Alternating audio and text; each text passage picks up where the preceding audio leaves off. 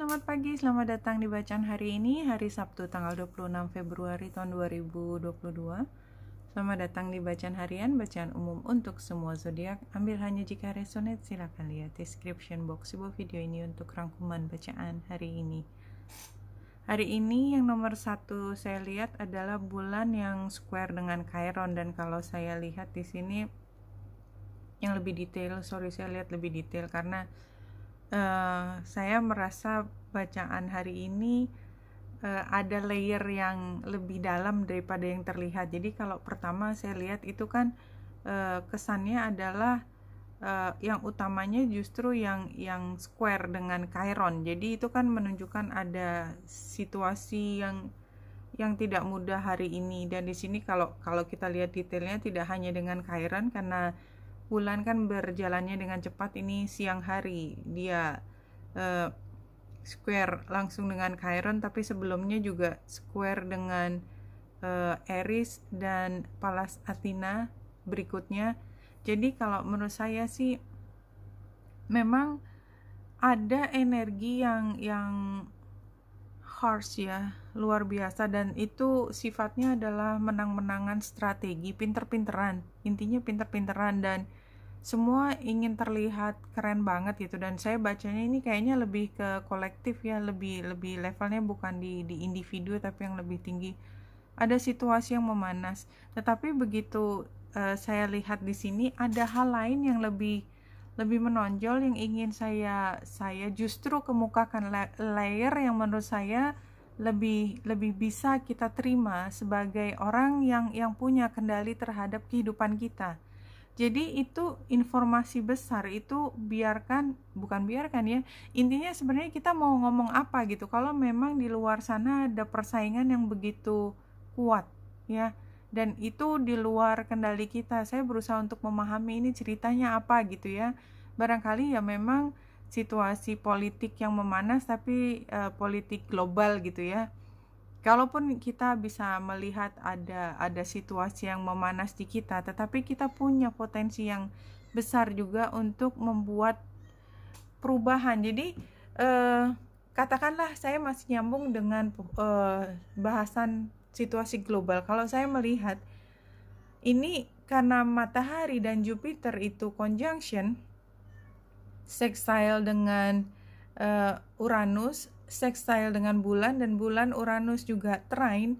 Sebenarnya kalau masing-masing pihak bertindak lebih dewasa lagi, mengedepankan kepentingan banyak pihak dan berusaha untuk menyelesaikan situasi panas yang berkepanjangan ini, semua akan baik-baik aja. Jadi itu yang saya lihat. Jadi upaya kita untuk membuat situasi yang panas yang datang dari sana. Jadi bukan kita yang mulai, ya given aja dikasih ke kita, tapi kita somehow punya kendali untuk bisa membuat perubahan di level dimana kita masih mampu untuk mengambil tindakan yang berpengaruh terhadap sistem atau terhadap nuansa kedamaian di lingkungan yang berada di dalam kendali kita.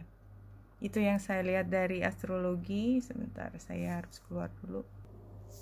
Oke, kita lanjutkan dengan ruminya. Apa yang ini setelah diacak, tadi udah diacak belum? Ini diacak, kita ambil yang di tengah. Wow, komitmen. Iya, kalau saya melihat ini komitmen untuk kebaikan bersama ya. Jadi kita memang situasinya memanas, tetapi somehow kita punya komitmen yang kuat untuk memastikan yang terbaik itu bisa dipenuhi, dan itu bukan hal yang mudah. The awakened heart is like a lantern, keep it sheltered from a turbulence of the winds of desire. Jadi ada 1000 itu adalah kalimat untuk menunjukkan betapa banyaknya kepentingan, hal yang membuat kita seperti berada terombang-ambing dalam konflik, tetapi kita berpegangan pada satu kebaikan untuk semua. So beautiful. Commitment.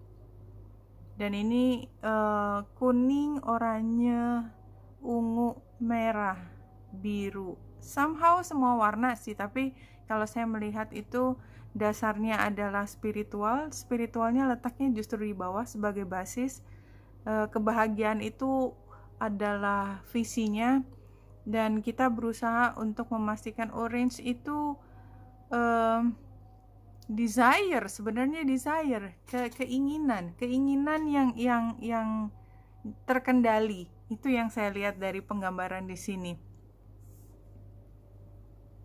Kalau 3 kartu kan ini, kalau sebelah kiri adalah ini bersama ya, bersama atau komunitas gardennya sebelah kiri. Tengahnya itu adalah komitmen tadi, komitmen, perjanjian, kesepakatan untuk sama-sama keluar dari gelap dan hujan serta badai, karena ada geledeknya juga, menuju terang. Kayaknya sama ceritanya di sini juga, masih sama. Angels ini cleanse and detoxify, iya, karena kita tahu persis apa yang menjadi visi kita, itu yang kita kejar. Omega itu victory, your desire is coming to fruition, keep up the good work. Jadi teruskan, ini positif banget. 3 kartunya. Ten of Raphael itu kembali ini sama seperti gambar garden ya, hanya saja ini artinya banyak orang, dan ini adalah semua terkoneksi, walaupun bukan keluarga kita, tapi somehow ini adalah terkoneksi. Iya, peace. Ini semua kartu jumping ya. Ini yang kita fokuskan pada perdamaian. Release the past, there is more enriching future coming. Let go and let God. King of Michael, wisdom and objectivity are important now. Stay in your integrity. A situation that calls for honest and open communication. Ini komitmennya tadi. Jadi konsisten, ceritanya sama dengan apa yang muncul di astrologi.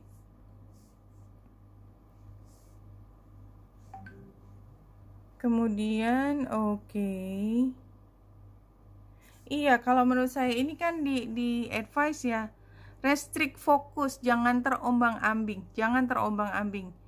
Jadi kan di sini ini sebenarnya perdamaian tuh ada di sini, the world, semuanya itu adalah satu, saling terkoneksi, nggak bisa dipisah-pisah. Oleh sebab itu ini harus menjadi satu kesatuan. Ini adalah kepentingan kecil-kecil yang banyak tadi sebagai tantangan, tapi kita jangan melihatnya sebagai yang kecil-kecil. Kita lihat semua sebagai satu hal yang besar, yang balance dan mengarah pada keadilan. Oh, this is so nice. Kalau kita ambil satu kartu untuk menutup bacaan hari ini.